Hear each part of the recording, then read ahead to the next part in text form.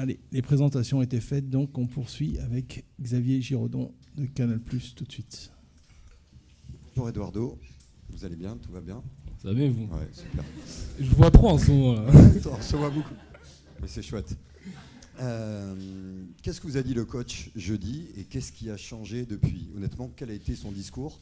On a l'impression qu'il vous a secoué, que c'était un acte fondateur, comme on dit souvent. Qu'est-ce qu'il vous a dit? Non, il ne nous a pas forcément secoué, mais il nous a dit que le plus important, c'est ce qui arrivait, qu'il y avait une nouvelle compétition qui arrivait, ce qui s'est passé dans le passé, c'est oublié, et que maintenant, il faut se concentrer sur le futur. Bonjour Eduardo. Emmanuel Baranguet pour l'Agence France Presse, puisqu'il est dans ta zone, surtout si tu es amené à jouer. Comment est-ce qu'on défend contre Kevin De Bruyne? Comment on défend contre lui? J'ai pas la boîte secrète, mais voilà, je pense que c'est un grand joueur. Il aime bien beaucoup se déplacer sur le terrain. Donc voilà, je pense que le plus important, ça va être d'être compact défensivement. Bonjour Eduardo, Bertrand Latour, la chaîne L'équipe.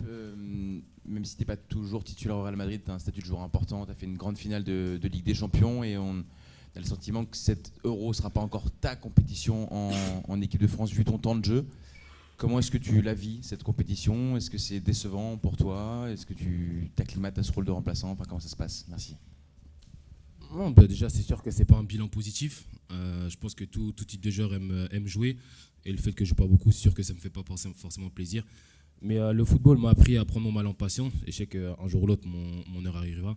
Mais voilà, c'est sûr que c'est pas forcément quelque chose qui me fait plaisir. Mais voilà, le plus important, c'est de se tenir prêt à tout moment. Parce qu'à la Coupe du Monde non plus, j'ai pas forcément énormément joué. Mais voilà, j'ai su me tenir prêt jusqu'au bout. Et voilà, j'ai su aider mes coéquipiers comme il le fallait durant la finale. Bonjour Eduardo, Jean-François Pérez pour le JDD.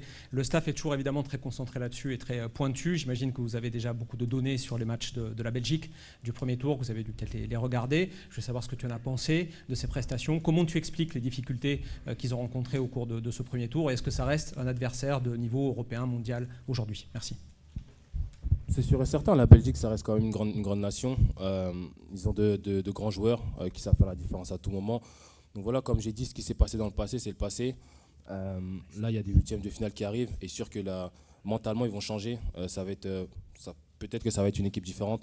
Mais voilà, ça reste une équipe qui peut nous surprendre à tout moment. Donc voilà, il faut savoir se tenir prêt parce que ça va être un match dur, je pense. Bonjour Eduardo. Où? Ici. Philippe Sanfourche pour RTL. On l'a dit, tu n'es pas titulaire sur cet Euro, mais tu fais des entrées en jeu. Comment on se prépare pour être performant, pour être tout de suite saignant? Comment est-ce que mentalement, durant tout un mois de compétition, on se prépare à ce statut-là pour être le plus impactant possible quand on rentre? Franchement, je sais pas, c'est pas forcément quelque chose qui se prépare. C'est juste que pendant les entraînements, il faut se tenir prêt, il faut rester concentré. Après, moi, avant les matchs, je fais les mêmes choses. Que je sois titulaire remplaçant, je fais les mêmes choses. Je reste concentré, j'écoute ma musique, je fais mon préchauffement. Donc voilà, je pense que le plus important, c'est d'être dans la tête. Déjà, c'est d'être bien. Et après, les jambes vont suivre. Eduardo, bonjour. Ici, à ta droite. Clément Grèce, Bein Sport. Maintenant, est-ce que vous pouvez dire gauche-droite quand vous prenez? Ouais, droite, voilà. C'est bon. Tu as l'expérience de la fin de Coupe du Monde où tu as eu un rôle très important en toute fin de compétition.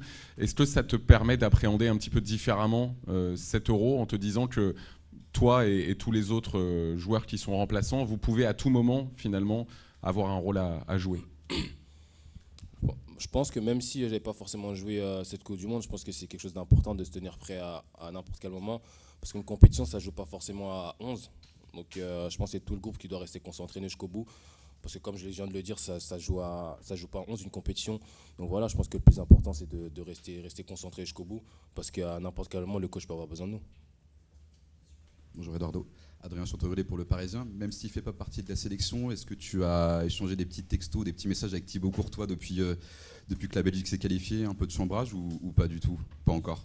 Pas encore, mais j'ai dit tout à l'heure, parce que j'ai fait une interview aussi avant, on m'a dit d'envoyer un message à Eden. Donc je vais commencer par Eden, après j'envoie un message à Thibaut, et après on va voir ce qu'ils vont me dire. Bonjour Ibrahima, excuse-moi, Eduardo. Comment, vous avez dit quoi? Oh là là.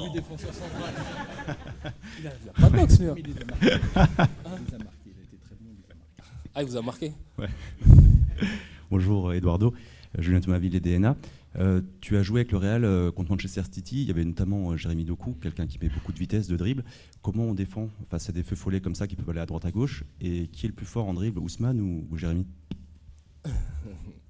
Déjà, Jérémy, j'ai joué avec la Rennes. Donc défendre contre lui c'est difficile parce que c'est quelqu'un qui est explosif. Après, comme j'ai dit, j'ai pas la boîte secrète pour jouer contre ses adversaires. Après, celui qui dribble le mieux entre Ousmane et Jérémy, c'est des dribbles différents. Jérémy, c'est plus agressif dans l'explosivité et Ousmane, c'est plus en finesse.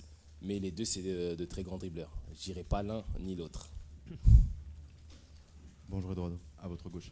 Hugo Delon du journal L'Équipe. À l'issue du match contre la Pologne, vous nous disiez que toutes les grandes équipes se relèvent.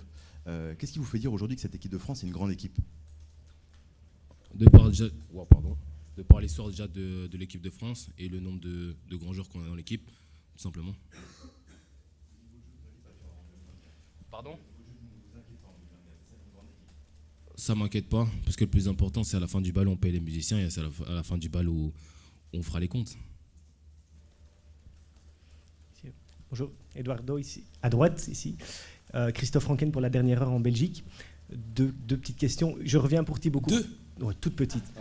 Pour Thibaut Courtois, on en parlait tout à l'heure, mais vu le fait que tu maintenant affrontes la Belgique, est-ce que tu es content qu'il soit disputé avec le sélectionneur? Et deuxième question, un peu plus personnelle, mais tu es né entre les deux Congos, c'est des pays avec des liens très forts historiquement avec la Belgique. Est-ce que tu as de la famille en Belgique, tout simplement? Non, déjà, je suis dans l'Angola. Mais c'est vraiment... Déjà, je suis content que Thibaut s'est embrouillé avec... je sais pas s'il s'est embrouillé déjà. Il s'est embrouillé? Ah ouais? Ils se sont dit quoi? Ils se sont dit quoi? C'est une longue histoire, je peux te raconter, mais c'est par une histoire de brassard de capitaine qu'il n'a pas reçu à un moment où il le voulait. Tu m'expliques après. Qu'il joue pas forcément, c'est une bonne chose pour nous, parce que c'est un très grand gardien. Il arrête tout, donc qu'il joue pas contre nous, c'est forcément une bonne chose pour nous. Et la deuxième question, c'était quoi déjà? Si tu avais tout simplement de la famille en Belgique, vu la géographie où tu es né, la zone géographique où tu es né. Vous savez, on a beaucoup de cousins, etc. Donc oui, c'est sûr que j'ai de la famille en Belgique, ouais.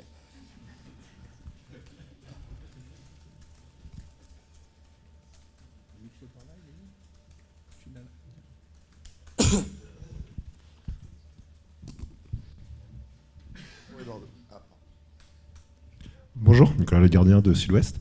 Quelles sont les différences de consignes pour toi entre le Real de Madrid et l'équipe de France? Différence de consignes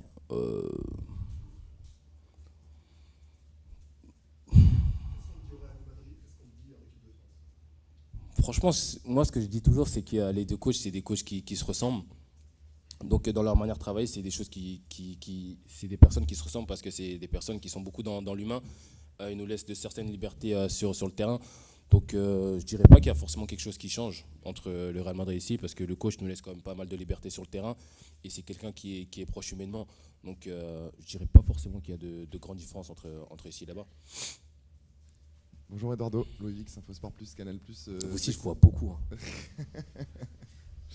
La boîte à souvenirs 2018, demi-finale France-Belgique, vous étiez où? Vous faisiez quoi? Avec qui? Et quel souvenir marquant ça vous procure? J'étais avec ma famille, j'étais chez moi, avec aussi des amis. J'ai regardé la finale et le premier souvenir que j'ai, c'est le but de Samuel Umtiti et sa fameuse célébration. Et aussi le grand match d'Eden aussi, qui m'avait marqué aussi. Bonjour Eduardo, à ta gauche, Damien Degore, L'Équipe. Tu parlais de la Coupe du Monde au Qatar, tu as joué latéral gauche.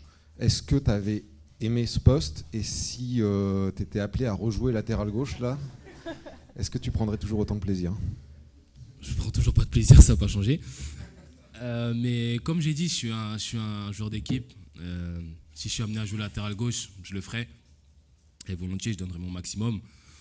Mais après, voilà, c'est pas, comme j'ai dit tout le temps, c'est pas forcément un poste que j'affectionne. Bonjour Eduardo, juste à votre droite. Hortense Leblanc pour le site France Info. Après le match contre la Pologne, Didier Deschamps a dit qu'il n'était pas pleinement satisfait de l'apport des remplaçants, que ça pouvait être mieux. À titre personnel, qu'est-ce que vous pensez de ces entrées et des vôtres? Non, je pense que sur ce coup-là, il n'a pas forcément eu tort. Il n'a pas forcément eu tort. Mais voilà, je pense que le plus important, c'est de quand même retenir Ce qui s'est passé après, c'est qu'on s'est qualifié. Mais je pense que sur ce match-là, je pense qu'il n'a pas forcément eu tort.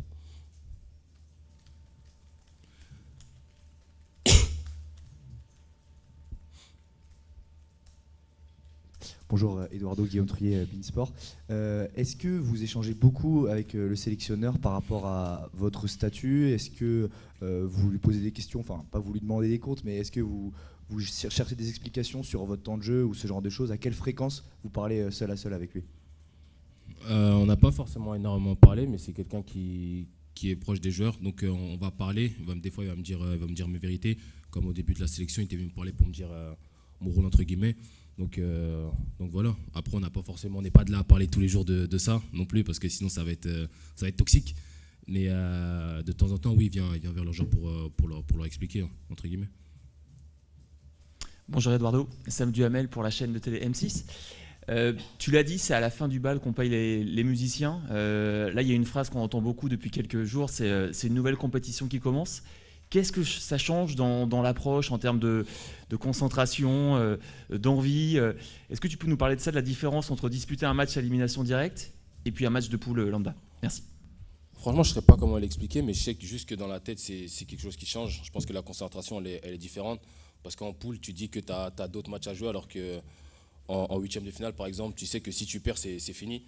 Donc je pense que c'est une petite approche différente. Je pense que mentalement, il y a une chose qui change par rapport à ça. Oui, Grégory Schneider, Libération. L'équipe de France a des joueurs qui jouent dans de très gros clubs, quasi tous. Or, dans un Euro, vous rencontrez des équipes qui ont des joueurs qui ont un profil un peu plus modeste ou qui jouent dans des clubs qui ne sont pas tout à fait du niveau du Real ou de... Or, ces équipes vous mettent en difficulté. Et ce que je voulais vous demander, c'est est-ce que pour vous, le CV des joueurs a un sens dans ce genre de compétition? Non. Pas du tout. Pour moi, non. Je pense que déjà, c'est pas l'individualité qui compte. Je pense que c'est la notion de groupe. Et je pense que les petites équipes, entre guillemets, elles ont plus ça parce qu'elles savent qu'elles ne peuvent pas forcément se reposer sur des individualités. Donc, elles donnent leur maximum en équipe. Et c'est toujours plus dur de jouer contre des équipes plus petites, on va dire, parce qu'elles jouent un peu plus avec le cœur, on va dire. Donc, je pense que la notion d'individualité dans une équipe, c'est pas forcément quelque chose qui prime. On va prendre une dernière question avec Rémi Farge de l'Est Républicain. Bonjour Eduardo. Antoine Griezmann est devenu le joueur de champ le plus utilisé de l'histoire en équipe de France en grande compétition. Il a 33 matchs. Qu'est-ce que ça t'inspire? Je pense que déjà c'est un modèle de longévité, même de par ce qu'il fait en dehors des terrains. Je pense que c'est un modèle, c'est quelqu'un de très tranquille. Donc sûr que ça nous donne que le bon exemple à nous les jeunes pour essayer de faire comme lui et essayer de franchir le cap comme lui. Merci.